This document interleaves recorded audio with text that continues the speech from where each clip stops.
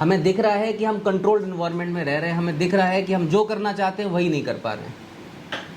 हमें दिख रहा है कि हम तो बहुत टैलेंटेड हैं, लेकिन हमसे ज़्यादा कम टैलेंटेड बंदा वो सेलिब्रिटी बन गया, उसके पास करोड़ों रुपए आ रहे हैं। हम प्रभावित हो रहे हैं अपने आसपास की दुनिया से। क्लैरिटी और बैलेंस की बहुत ज़रूरत है इस समय पे, क्योंकि आर्टिफिशियल इंटेलिजेंस, मशीन लर्निंग आज की स्थिति को और ज़्यादा बदतर बना देगी। 2045 का यह आंकड़ा है, जब भारत का लक्ष्य है ना कि 2047 में भारत मिडिल लेवल इकोनॉमी में आ जाएगा।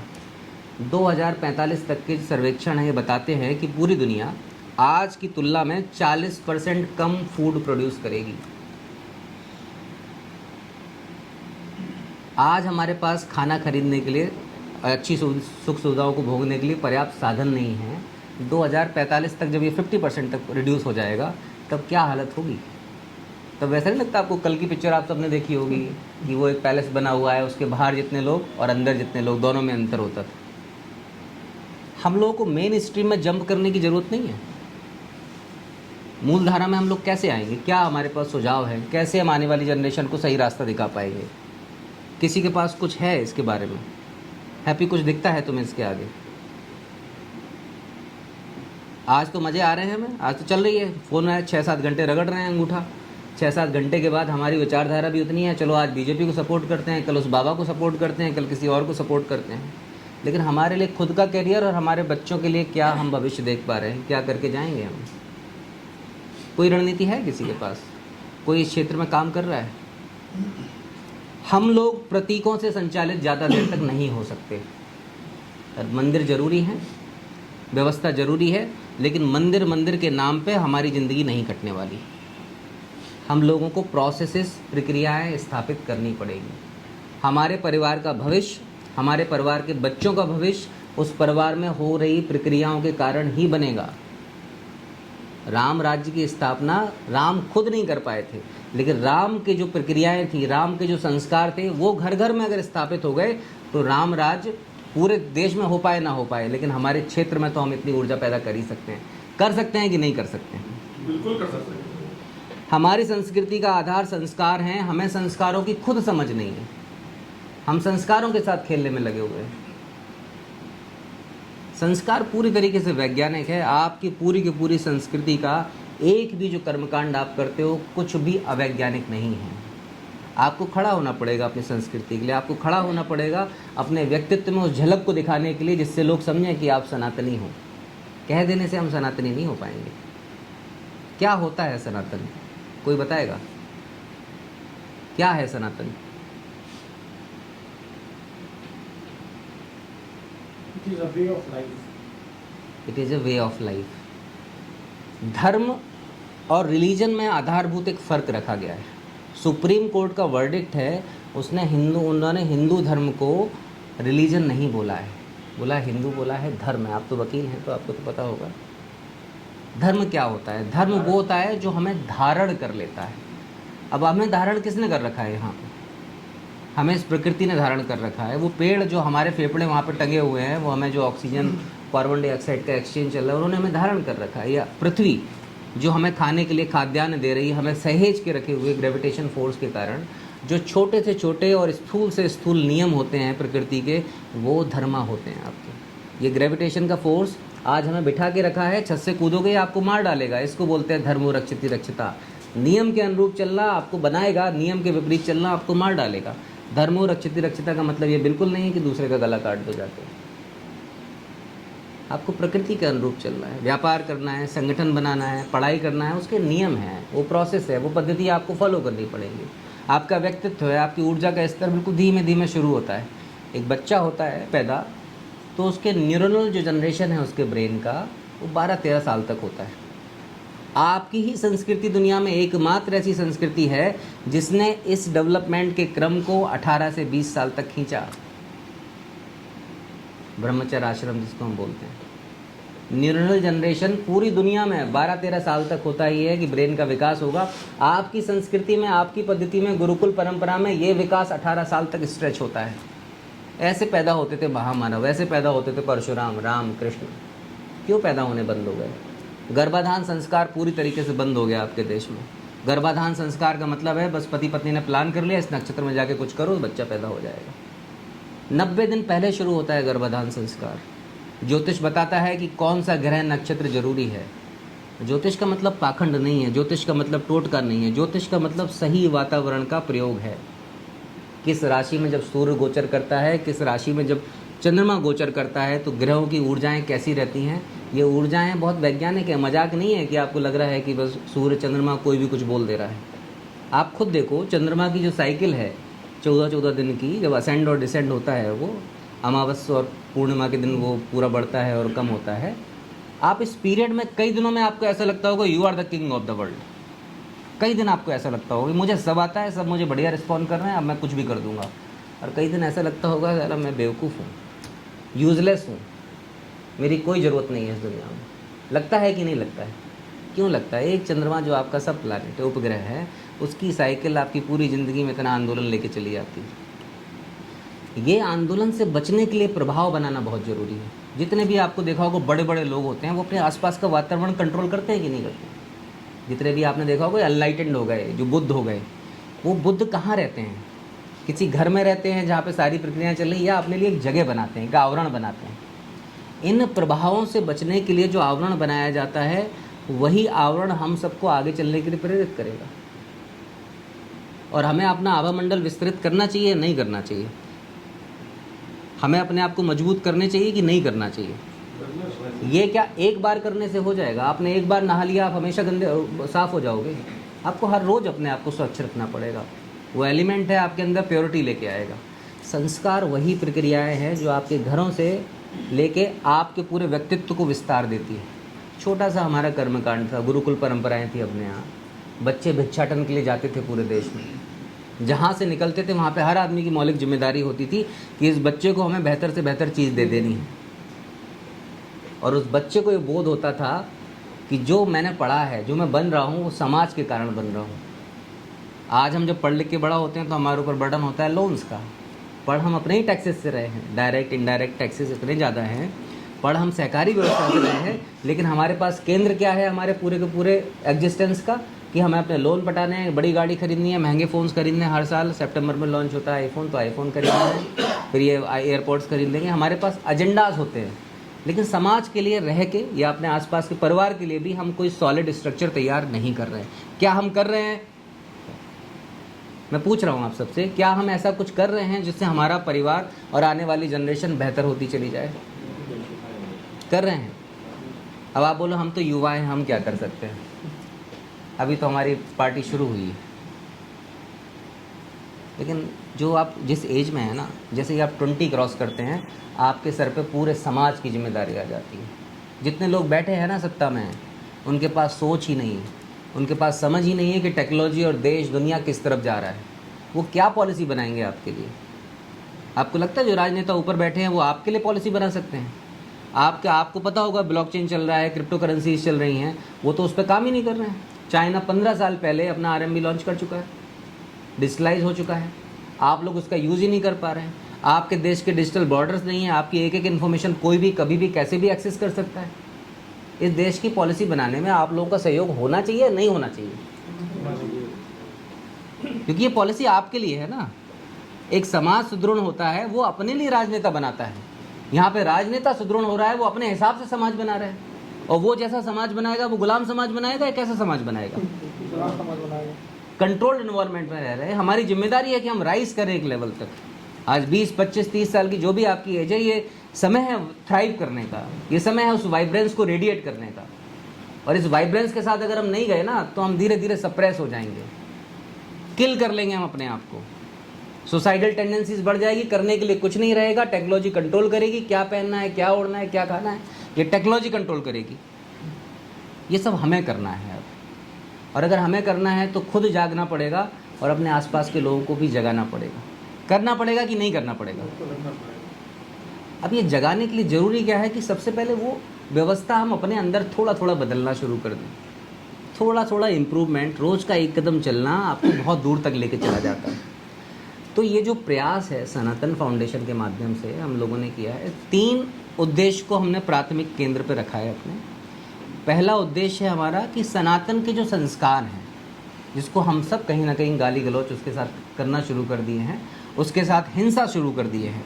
हम खुद ही अपने संस्कार के, अपनी संस्कृति के अगेंस्ट एक वायलेंस जैसा एनवायरनमेंट क्रिएट कर रहे हैं। तो जो हम बोलेंगे वो हमारे आगे वाली जनरेशन भी बोलेगी। उनको मूल प्रकृति में स्थापित करना। आप लोग सभी लगता होगा कि हमारे पास दोष हैं, पितृदोष हैं, ये दोष हैं, हम सबको परेशानियां हैं, कोई ग्रह है, कुल देवी देवता है, बहुत सारे आपको एनर्जी प्रॉब्लम्स भी आते होंगे, आप कभी कभी उतना एनर्जेटिक फील नहीं करते होंगे। तो ये पंचभूत शुद्धि कैसे होता है, इन सारी चीज़ों की व्यवस्थाएं कैसे होती हैं, इन सभी क्षेत्रों में हम सबको काम करने की ज़रूरत है। और ये रियल है, रियलिस्टिक चीज़ें हैं कि ऐसा कुछ नहीं है कि ऐसा नहीं होता, ऐसा होता है। लेकिन ऐसा इसलिए नहीं होता है कि भूत और प्रेत और पितर आपके आसपास उड़ रहे हैं, घूम रहे हैं, कि आपको देख रहे हैं कि कोई अच्छा करोगे तो टोक देंगे, तुम्हारा काम बिगड़ गया। They are not doing this. कुछ ऐसा वैज्ञानिक है जिस पे हम सूक्ष्म रूप से काम कर सकते हैं और ये स्थिति बदल जाएगी। आप सबकी ज़िंदगी में एक ऐसा लक्ष्य जरूर होना चाहिए जो लक्ष्य आपको एक व्यक्ति से व्यक्तित्व बनाने की क्षमता देता हो। वो लक्ष्य लेने के लिए हम सब तैयार हैं या नहीं है? हम लोग सोचते हैं कि नहीं इस दिशा में, कि नहीं सोचते हैं? सोचते हैं। तो 3 उद्देश्य हैं। सबसे पहले सनातन संस्कारों को उनकी मूल प्रकृति में जैसे वो हैं, जैसे वो हमारे परिवारों में होना चाहिए, कर्म कांड से दूर। कर्म कांड का मतलब क्या है? आयोजन है। जैसे हम सब यहाँ बैठे तो समोसा, चाय, जो अरेंजमेंट है, ये कर्म कांड है, माहौल बनाना है। तो जब भी किसी भी महान संकल्प को आप अपने जीवन में धारण करते हैं तो उसके लिए माहौल और आवरण बनाने की ज़रूरत है, उसके लिए सहयोगी होने की ज़रूरत है। और जब हम किसी भी संकल्प के साथ सहयोगी होते हैं तो धीरे धीरे हमारा समर्पण हमारे ज़िंदगी का केंद्र वो बनना शुरू हो जाता है। दूसरा, हमारे मंदिर, सनातन जो मंदिर है वो हमारे काम आना चाहिए, हमारे हितों को उनसे पूरा होना चाहिए। हजारों लाखों मंदिर हैं, अव्यवस्थित पड़े हुए हैं, अप्रबंधित हैं। हम सब एक ही मंदिर का संचालन कर लेंगे तो हम सब मतलब जो संसाधन है, संसाधन तो हमारे पास आएगा ही, पद, प्रतिष्ठा और गरिमा भी आनी शुरू हो जाएगी। और ये देश ना हजारों लाखों करोड़ों मंदिरों से भरा पड़ा है। तो सनातन मंदिरों का सहकारीकरण, कि सनातन मंदिरों की ट्रस्ट बॉडी में कोई क्रिश्चियन ना बैठा हो, कोई इस्लामिक ना बैठा हो, हिंदुओं के हाथ में होना चाहिए और समाज से संचालित होना चाहिए। सहकारी व्यवस्थाएं आपके देश की सरकारें चला रही हैं, हमारे सबके परिवार चलाना बाएं हाथ का काम है हम सब लोगों के लिए। तो अगर हम संगठित हुए तो रोजगार हमारे लिए बहुत बड़ा चैलेंज नहीं रह जाएगा। इसलिए तीसरा उद्देश्य है कि जब ये 2 ताकतें मिलती हैं तो समाज के जो वंचित और बिछड़े वर्ग हैं, जो कहीं ना कहीं एक समय के साथ गलत मार्केटिंग के कारण शोषित हो गए हैं, एक्सप्लॉइटेड हुए हैं, इसमें कोई डाउट नहीं है, आज वो रिवर्स एक्सप्लॉइटेशन की कोशिश कर रहे हैं। तो हमारी मूलभूत जिम्मेदारी है कि समझ के साथ हम बराबर का एक माहौल तो क्रिएट करें, तो उनकी घर वापसी हम लोग सुनिश्चित कर सकें। ऐसा प्रयास करने की हम सब मिलकर कोशिश करना चाह रहे हैं। अब ये तीनों उद्देश्य की प्राप्ति या लक्ष्य तक पहुंचने का हमारे पास ऐसा कोई बहुत एजेंडा नहीं है कि हम बहुत बड़े बड़े कार्यक्रम करने वाले हैं, बहुत बड़े बड़े लोगों से जुड़ जाएंगे। बड़े लोग आपको ज़िंदगी में कुछ नहीं देंगे, आप केवल उनके चक्कर काटते रहिएगा। आपको खुद अपने आप में एक बहुत विस्तृत और क्लैरिटी के साथ संगठन बन के खड़ा होना पड़ेगा। जितने भी बड़े लोगों के आप समीप में जाएंगे, आप समय, सामर्थ्य और संसाधन सब कुछ अपना वेस्ट करेंगे और कुछ नहीं करेंगे। आज हम सबको खड़े होना है, एक स्थिति में अपने आप को एक संगठनात्मक और पूरी संस्कृति से जोड़ने की ज़रूरत है। इसके लिए हम तकनीकी का यूज़ करेंगे पूरी तरीके से। जब हमारे साथ कोई जुड़े तो वो हमारे साथ रहे, हमारे सिस्टम में रहे, हम उससे कनेक्टिविटी बना सकें, तो उसके लिए हम उससे संपर्क करेंगे। सबसे पहला कदम जो हमने उठाया है कि कैसे हम युवाओं तक बात पहुंचा सकें। आज जो मैं बात कह रहा हूं आपसे, आपको लगता है कुछ भी वैल्यू एडिशन हुआ है आपके दिमाग में इससे? मतलब कुछ थोड़ी बहुत समझ बढ़ी है आपकी, या समझ पहले से थी, कुछ उसको ट्रिगर कर दिया गया है? मुझे क्लैरिटी आई है या नहीं आई है? आई। अगर यही विषय लेके देश दीपक जी 5 लोगों, 10 लोगों, 50 लोगों के बीच में अगर काम करें तो हमें मोरली कैसा महसूस होगा? बहुत अच्छा। नैतिक रूप से हम कैसा महसूस करेंगे? अच्छा महसूस करेंगे या नहीं करेंगे? और जिसके लिए हम ये काम करेंगे उसकी ज़िंदगी में परिवर्तन आएगा या नहीं आएगा? Do we agree on this? सहमत हैं हम? पूर्णतः। तो सबसे पहला जो चरण है इस पूरे के पूरे कार्यक्रम का, शास्त्रार्थ करना है हमें। अब शास्त्रार्थ कोई पाखंडी वो नहीं है, आपको शास्त्रार्थ बोलने में दिक्कत होती होगी। शास्त्र का मतलब साइंस होता है, शास्त्रार्थ का मतलब होता है साइंटिफिक डायलॉग।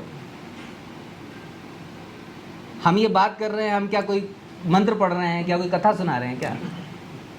लेकिन ये हमारा शास्त्रार्थ है। युवा शास्त्रार्थ शुरू होना चाहिए। युवाओं के बीच में ऐसी बात होनी चाहिए जो बात नए रास्ते खोलती हो, जो बात जिज्ञासा को बढ़ाती हो, जो बात आपकी इन्फॉर्मेशन से परे हो, जो आपकी समझ बढ़ाती हो। चार लोग बैठ के जब समाज में एक दूसरे से बात करते हैं तो उनका तालमेल बढ़ता है, आइसोलेशन खत्म हो जाता है, झिझक खत्म हो जाती है, सहयोग लेने और सहयोग देने की क्षमताएं विकसित होती हैं। ये हम सब मिलकर कर सकते हैं ना, क्यों नहीं कर सकते? 8-10 बार बैठेंगे, हमें सब शब्द समझ में आएंगे, हमें परिस्थिति समझ में आएगी, और हमें तो दिख रहा है ना सामने कि ये हो रहा है। ये कोई भविष्य की बात तो है नहीं, सब कुछ खराब होता चला जा रहा है ना, आप देख तो रहे हो क्या अच्छा हो रहा है। किसी पॉलिटिकल पार्टी से हमारा कोई मतलब नहीं है, लेकिन हमारा अपने घर से, अपने परिवार से, अपने मोहल्ले से, समाज से तो मतलब है हमारा। सब कुछ खोता चला जा रहा है। ये खो के हम कहाँ जाएंगे, कहाँ खड़े होंगे? आप सोच लो, आप अगर धर्म से बिल्कुल दूर हो जाओ तो क्या बन जाओगे आप? और धर्म से दूर हो ही नहीं सकते आप, मानसिक रूप से हो जाओ, लेकिन धर्म तो आपको धारण करके बैठा है। और ज़िंदगी में कुछ भी महान करने के लिए इस धर्म के साथ आपकी अनुकूलता होनी ही चाहिए, आपको हार्मनी एस्टेब्लिश करनी ही पड़ेगी धर्म के साथ। तो पहला जो चरण है युवा शास्त्रार्थ का, कि इसमें हमें युवाओं के साथ, महिलाओं के साथ एक जगह ऐसी, जैसे ये छोटी जगह थी हमारे पास, लेकिन हम लोग पर्याप्त अच्छे से एकोमोडेट हो गए। किसी का भी घर हो सकता है। अब किसी के भी घर जाने से हमारी उनके साथ समीपता बढ़ेगी या घटेगी? बढ़ेगी। उनके साथ हम जब अपनी बात कहेंगे तो आप बात कोई फालतू तो कर नहीं रहे हो, उनसे कोई टोना टोटका करने के लिए तो कह नहीं रहे हो, उनसे तो यही बोल रहे हो कि ना कि हम जो बात कर रहे हैं उससे दिशा ही मिलने वाली है, आंखें ही खुलेंगी। जागने से ही तो हम कहीं पहुंच पाएंगे ना, सोने से तो नहीं पहुंच पाएंगे। हमारी पूरी की पूरी फिलॉसफी, दर्शन इसी बात पे केंद्रित है कि आपको कहीं भागने की ज़रूरत नहीं है। Life is inside out, not the outside in. जागने की ज़रूरत है, जहाँ हो वहीं सब कुछ उपलब्ध है। और इसमें जैसे जैसे हमारा जागरण होगा, हमारी शक्ति का भी बढ़न होगा। और इस समय 11वीं शताब्दी के बाद से, जब से भारत से शक्ति छीनी है, this is the time shakti is coming back to India. हम सबको पावर एक्सपीरियंस करने की ज़रूरत है, वो ताकत हार्नेस करने की ज़रूरत है जो हमारे समाज की, हमारे देश की स्थिति बदलने के लिए हमें शक्ति दे, हमें ऊर्जावान बनाए। तो ये हमें शास्त्रार्थ करना है। आप लोग जिस भी क्षेत्र में हो, जहाँ पर भी हो, वहाँ पे एक छोटा सा आयोजन ऐसा ही करने का प्रयास करें।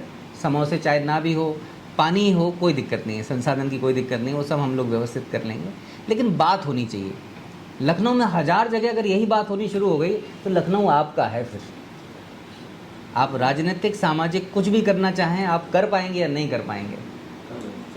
1000 केंद्र अगर इस तरीके की बात कर रहे हैं जो जागने वाली बात हो, ना किसी के खिलाफ ना किसी के पक्ष में, केवल अपने हित में, पूरी तरीके से स्वार्थ है इसमें। हमारा स्वार्थ क्या है कि हम बेहतर हो जाएंगे। तो अगर ये सेल्फिश टॉक हम कर सकें 1000 जगहों पे, तो ये शहर क्या पूरा देश पे हमारा प्रभाव हो सकता है और हमारी विचारधारा हम पुश कर सकते हैं कहीं पर भी, जो ज़रूरी है। तो ये शास्त्रार्थ करने की ज़रूरत है। इसके दूसरे चरण में हमने कुछ योजनाएं बनाई हैं, जैसे अलग अलग क्षेत्रों में संगठन हमें बनाने की ज़रूरत है। जैसे संस्कार कैसे कराएं, तो उसके लिए हम लोग तो ज्ञानी हो नहीं सकते कि यहाँ पे हम बैठे हैं सब कुछ हमें पता हो। तो अलग अलग लोगों से मंथन कार्यक्रम के माध्यम से, जो वहाँ पे उस क्षेत्र को चलाते हों, जैसे कोई राजनेता हो गया, कोई शिक्षक हो गया, कोई डॉक्टर हो गया, कोई ब्यूरोक्रेट हो गया, उन 8-10 लोगों के साथ हम अपनी चर्चा करें। जब हमें समझ में कोई बात आ रही है तो हम समझा भी पाएंगे। If something we are very much convinced to, हम उसको ट्रांसलेट या आर्टिकुलेट कर सकते हैं।